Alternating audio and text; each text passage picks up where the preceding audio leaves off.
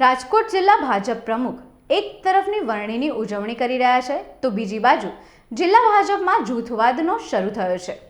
રાજકોટ જિલ્લા ભાજપમાં વધુ એક લેટર બોમ્બથી ફફડાટ મચી ગયો છે। જિલ્લા ભાજપ મહામંત્રી રવિ માકડિયા વિરુદ્ધ લેટર વાયરલ થયો છે તો લેટર વાયરલ થતા ઉપલેટા પોલીસ ભાજપના જ આગેવાનોને ઉપાડી લે છે। અશોક લાડાણી સહિત ભાજપના આગેવાનોને પોલીસે ટોર્ચર કર્યા હોવાનો આક્ષેપ કરવામાં આવી રહ્યો છે। પોલીસ અશોક લાડાણીના ઘરે પહોંચતા સીસીટીવી પણ સામે આવ્યા છે। શિસ્તબદ્ધ ગણાતી ભાજપ પાર્ટીમાં હવે એક બાદ એક જૂથવાદ સામે આવી રહ્યા છે।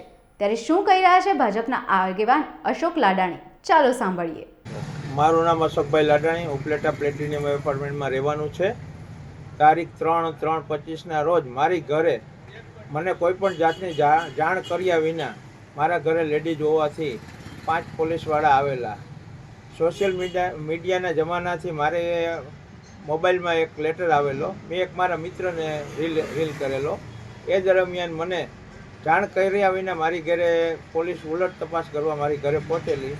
એ દરમિયાન મને પોલીસ સ્ટેશને લઈ જવામાં આવ્યો, મને માનસિક ટોર્ચર કરેલો, મને ખૂબ દબાણ કર્યું અને ઉપલેટા અને રાજકોટમાં કહેવાતા આગેવાનના દબાણથી મને બહુ હેરાન અને પરેશાન કરેલ છે।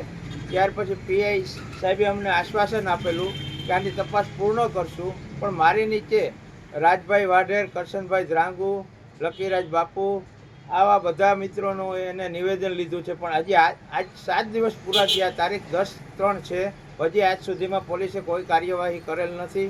ના છૂટકે મારે આ બાબતે ઉપર જવાની ફરજ પડશે। બસ એ જ। શું ફરિયાદ હતી ને શું બનાવ બનેલ હતો? ફરિયાદમાં મારા મોબાઈલમાં એક સોશિયલ મીડિયા દ્વારા એક પત્રિકા વાયરલ થયેલ હતી। કોના નામની હતી પત્રિકા હતી? જિલ્લાના મહામંત્રી રવિભાઈ માકડિયા વિરુદ્ધમાં હતી અને તે પત્રિકા મેં મારા મિત્રમાં આપી।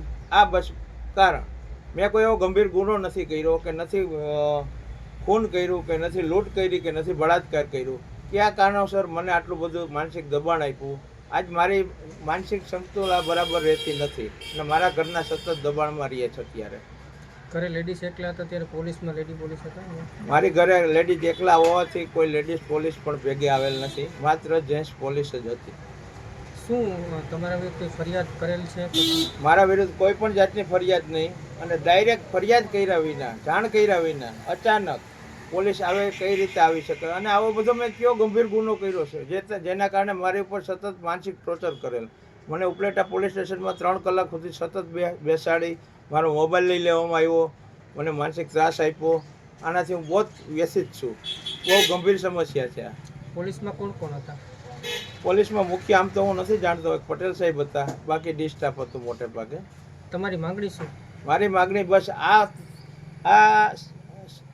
તથ્ય જ્યાં સુધી ખુલ્લું ન થાય, સાચી વાત બહાર ના આવે ત્યાં સુધી મારી વાતને ન્યાય મળે, એ જ મારી માગણી છે। પોલીસ સામે ખોટી રીતે હેરાન કર્યા બદલ કોઈ કાર્યવાહી કરશો ખરી? બ્યુરો રિપોર્ટ, અસ્મિતા ભારત।